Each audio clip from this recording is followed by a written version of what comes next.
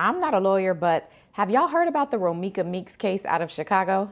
I've actually got a ton of requests to talk about this case, and yes, I've been tracking it since it happened, but y'all know me, or maybe you don't. My preference is to talk about cases that I can read for myself, and since I got my hands on the documents for this one, let me give you the recap.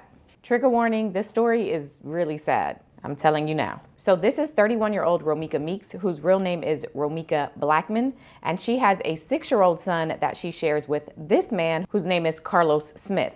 But Carlos also has another child. He has a 6-month-old that he shares with this woman whose name is Quadasia Johnson, but Quadasia apparently goes by the name of Holly, so that's what I'm gonna call her throughout this video. So those are the key players. Romeca and Carlos, who have a 6-year-old, and then Holly and Carlos, who have a 6-month-old. And as you may have been suspecting, there is some history between the three of them. According to the court docs, in December of 2024, Holly filed a request for a stalking no contact order against Romeca. In the request, Holly said that Romeca had been making verbal threats against her, and although there was no physical contact between the two of them, because the two women had actually never even met each other, the verbal threats were made repeatedly and in different ways. According to Holly, Romeca would make the threats through Carlos's family. She would also make them through Holly's family, including allegedly calling Holly's grandmother once to make a threat, and Romeca allegedly would also call Holly herself to threaten her.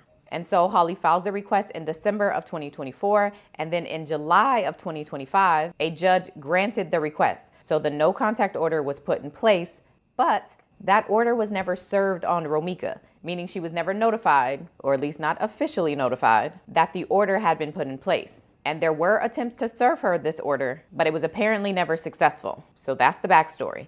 Now let's fast forward to the date of the incident, which was September 8th, 2025. According to these court documents, that morning, Romeca dropped her son, the one she shared with Carlos, off at school, which was located at 55 West Cermak Road in Chicago. It was a Monday, and Romeca actually posted on her Instagram a note that she left in her son's lunchbox, which said, quote, "Happy Monday, son. Today is a fresh start to this, and you can start off strong.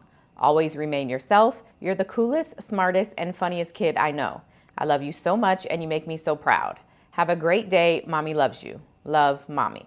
Now, around the same time that Romeca is dropping off her son at school, Carlos and Holly are less than 500 feet away at 20 West Cermak Road doing some kind of car exchange. And just for some visual context, here is how far Google Maps says the addresses were. So here is the school, 50 West Cermak, and here's where Holly and Carlos were at 20 West Cermak. And for even more of a reference, this is the street view. So this area where these cars are parked is 20 West Cermak, again, where Holly and Carlos are. And then this building over here is 50 West Cermak, where Romeca does this school drop-off. So everybody's in the area around the same time. According to the court documents, the way Carlos and Holly arrived there is that just before 8:30 that morning, witness number 1, who is Carlos, had driven his black Mercedes from his house to 20 West Cermak.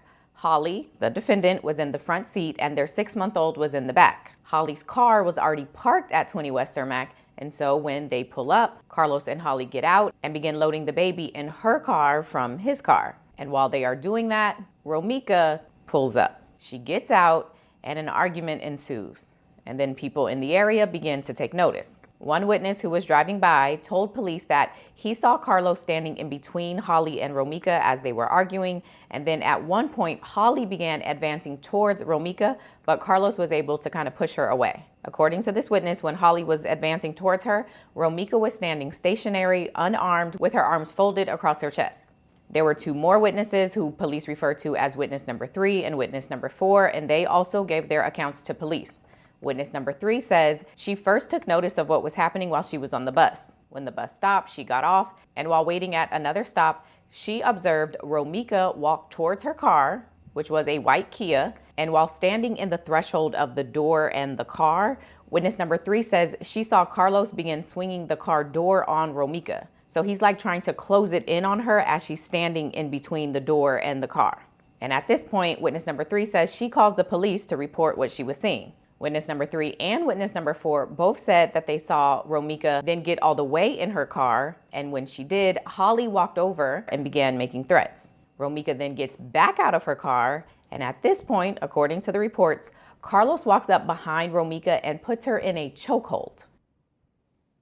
There's more arguing. The reports say Holly began threatening to use her weapon on Romeca, and then the witnesses say Romeca was able to break free from Carlos's chokehold, but by this time, Holly had walked to her car and retrieved her weapon.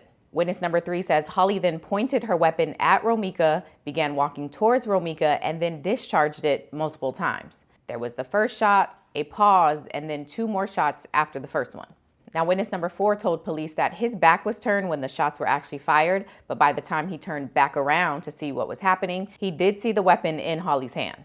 Now, after the shooting, he did call 911 to report what happened, and witness number 3 told police she saw Holly and Carlos fist bump each other after everything was done.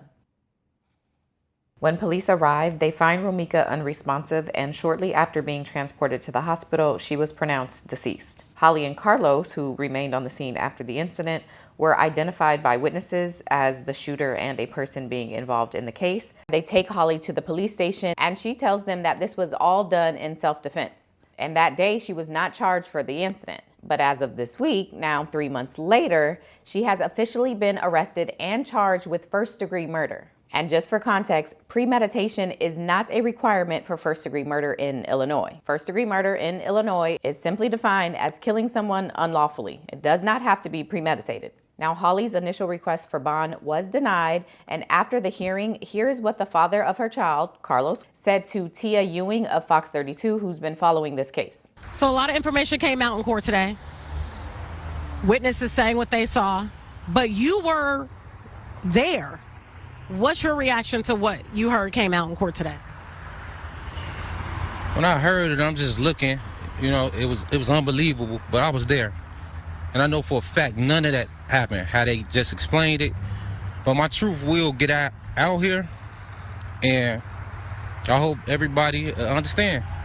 That's really it. I can't even say too much right now. Because it's just gonna feel like I'm going against them, they going against me, we just going back and forth.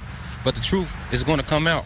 Holly has another hearing coming up on December 23rd, and it's also worth noting that she is currently pregnant. So that's where we stand with this case. We are still at the very beginning of it, so you can expect it will probably be a while before we actually get to a trial, and I'm sure there will be a ton of coverage. We also are going to have the preliminary hearing, so we'll probably get some more information.